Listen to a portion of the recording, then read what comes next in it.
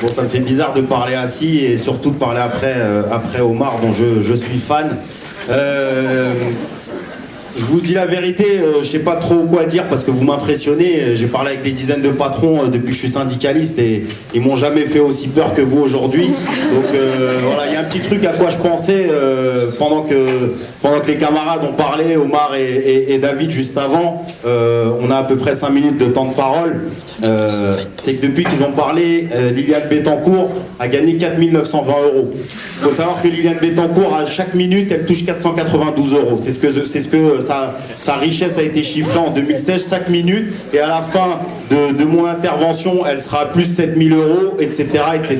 Et puis, vous pouvez vous amuser à calculer le temps de ce meeting et savoir combien Liliane Bettencourt a gagné. C'est pour ces raisons pour lesquelles nous, les cheminots, aujourd'hui, on a décidé de venir, parce que les raisons qui nous amènent ici, c'est que c'est que Philippe Poutou doit en être. C'est ça l'importance. C'est pour ça que nous on est là aujourd'hui. Et nous les cheminots, je vous parlais tout à l'heure de Liliane Bettencourt qui touche 492 €. Nous les cheminots, on se bat aujourd'hui dans un système de grève progressiste parce qu'on en a marre en fait. Toute notre équipe de cheminots du Bourget, on en avait marre de voir les cheminots sortir uniquement quand il y avait une réforme ferroviaire, quand il y avait l'attaque des retraites, etc., etc. On est un bastion de la grève et on est fiers d'être un bastion de la grève parce que on a toujours essayé d'aller vers la lutte et on a toujours su que c'était avec le rapport de force, en prenant la rue, qu'on arrivait à obtenir les choses. Et nous, on a toujours été fiers d'être enviés par le salariat, parce qu'on veut que le salariat arrive aussi à conquérir ce que les cheminots ont conquis. Sauf que depuis maintenant 15 à 20 ans, c'est-à-dire depuis les grèves de 95, la casse du ferroviaire, elle amplifie. Je vous disais que Liliane Bettencourt touchait 492 € par minute. Il faut savoir qu'un cheminot de nuit, entre minuit et 4 heures, il touche 20 centimes de l'heure. Un cheminot qui travaille dans un poste de sécurité comme je suis, comme mes camarades en tant qu'aiguilleur, on touche 20 centimes pour rester réveillé la nuit. À la fin, quand on a fait minuit 4 heures, on a eu le droit à 80 centimes de plus. C'est la réalité. Donc nous, aujourd'hui, on se bat contre ça. On se bat contre ce patron qui est le plus grand routier d'Europe, parce qu'il faut savoir que Géodis, qui appartient à la SNCF, c'est le premier routier d'Europe. Et en attendant, le fret ferroviaire, il se casse la gueule, hein. Il est quasiment à 10%. Et puis les premiers concurrents du fret SNCF, c'est la SNCF, parce que Guillaume Pépi a rien trouvé de mieux à faire pour torpiller le fret que de monter d'autres entreprises. Donc nous, on essaie de revendiquer aujourd'hui un certain nombre de choses. Le 23 et 24 janvier, on a fait une grève de 48 heures à plus de 90%, et on a prouvé, on a été une vitrine pour tous les cheminots qui se sont dit putain, ça marche encore en fait les grèves à la SNCF. On a impacté la circulation pendant 48 heures, il n'y avait plus un train de fret qui a circulé. On a parlé de nous partout en France, alors qu'on était un petit coin, isolé où personne n'entendait.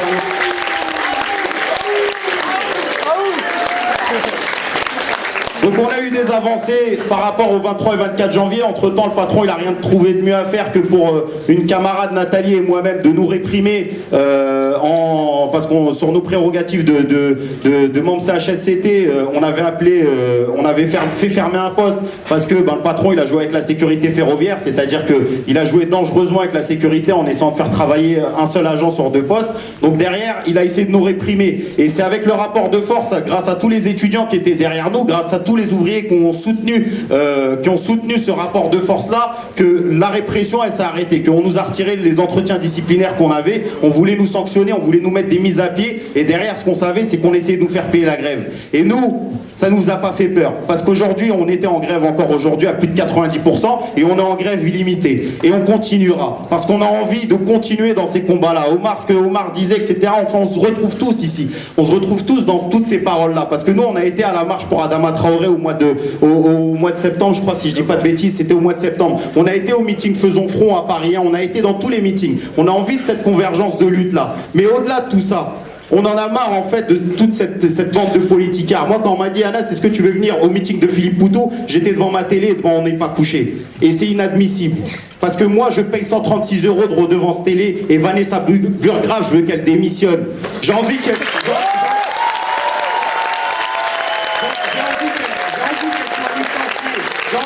sont licenciées, qu'elles réfléchissent à se dire putain, Philippe Poutou, quand il a dit interdire les licenciements, bah c'est important. Parce qu'ils savent pas c'est quoi les licenciements, toute cette casse bourgeoise qui vit avec nos impôts. C'est ça la réalité. Et nous, on en a marre en tant qu'ouvriers. Faut savoir que le salariat, c'est 23 millions de personnes, le salariat en France. Donc oui, Poutou, en plus d'en être, il peut être président et il doit être président. C'est ça la réalité. C'est ça qu'il faut...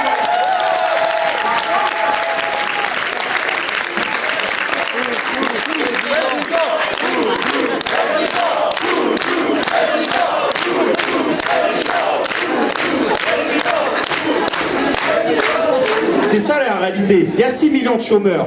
Il y a 9 millions de personnes qui vivent sous le seuil de pauvreté. Ça, c'est une réalité. Donc je ne vais pas faire très long et je vais vous raconter une petite histoire parce que ça regroupe l'ensemble des politicards. Notre copain Macron, notre copain Mélenchon qui use sa vie quand il a un cheminot de Périgueux qui est en train de voir son technicien fermé et qui lui dit « Moi, j'use ma vie. Tu uses rien du tout. T'as jamais rien usé de ta vie. T'es qu'un sénateur, t'es le plus jeune sénateur de France.